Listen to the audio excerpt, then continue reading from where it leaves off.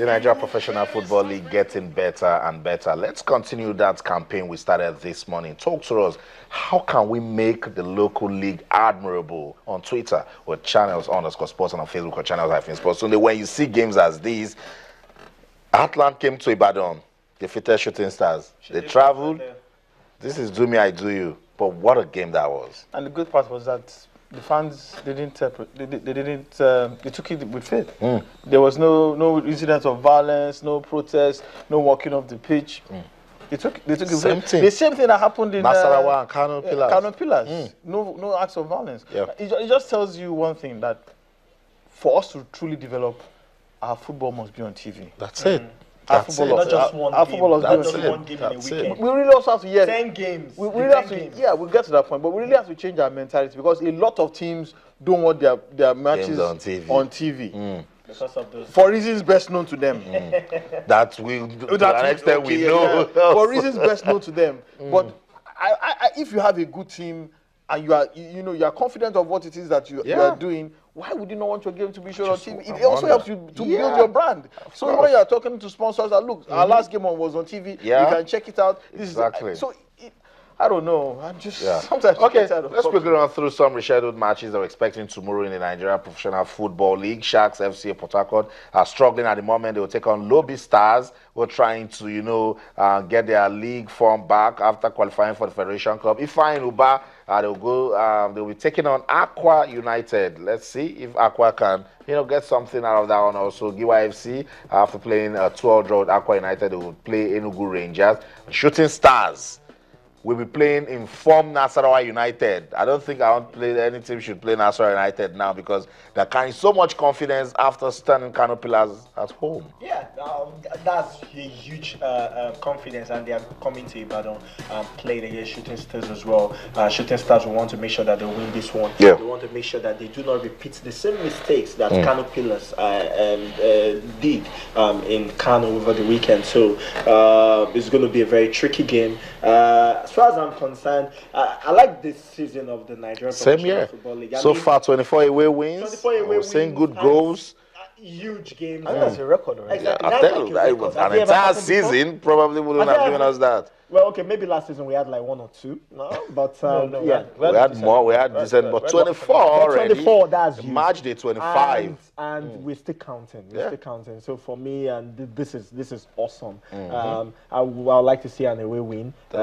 Maybe, but very entertaining game as well. Very entertaining game. And as I said before, we need to see some of these games, all of these games on television. We can do it. Yeah, maybe we'll get there, but then we can do it. So let's just see it. Okay, before we continue with the Nigeria Professional Football League, let's just give you some updates coming from the UEFA Champions League playoff. Today, some interesting results. Yeah, Dinamo Zagreb have completely annihilated Skendebal Koshi of Albania by 4-1. Dinamo Zagreb, they go through. Malmo are already decisioning Celtic, where our own Ambrose Efe also plays. It's 2-0. If it stays this way, Malmo go through on a 4-3 aggregate. Maccabi Tel Aviv are also playing a 1-1 draw currently with FC Basel. That game has ended. Shakhtar Donetsk are also playing a 2-2 draw with Rapid Vienna. If it stays that way, I think it's over already. Shakhtar Donetsk qualified on the 3-2 aggregate. And AS Monaco of France are 2-1 up against Valencia of Spain. If it stays this way, Monaco will go through. Yeah. So that's it. Updates are live results from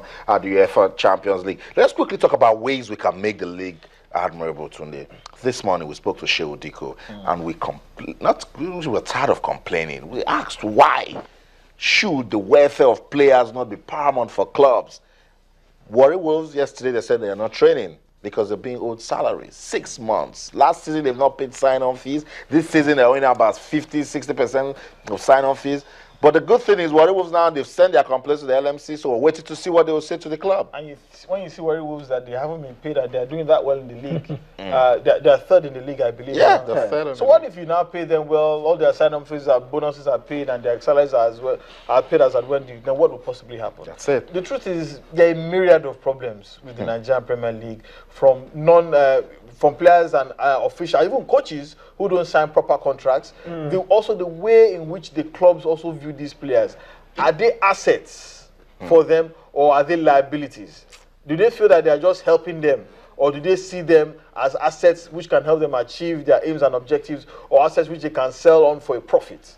Then also the players themselves, what do they? Why? I mean, what do they see when they play in the Nigerian Premier League? What are their ambitions? What are their goals? Do they even recognize their own power as players? Because the truth is, without these players, we wouldn't have a Nigerian Premier League. That's it. And we're not going to put goats on the field to play. We need players, we need human beings who know how to play football.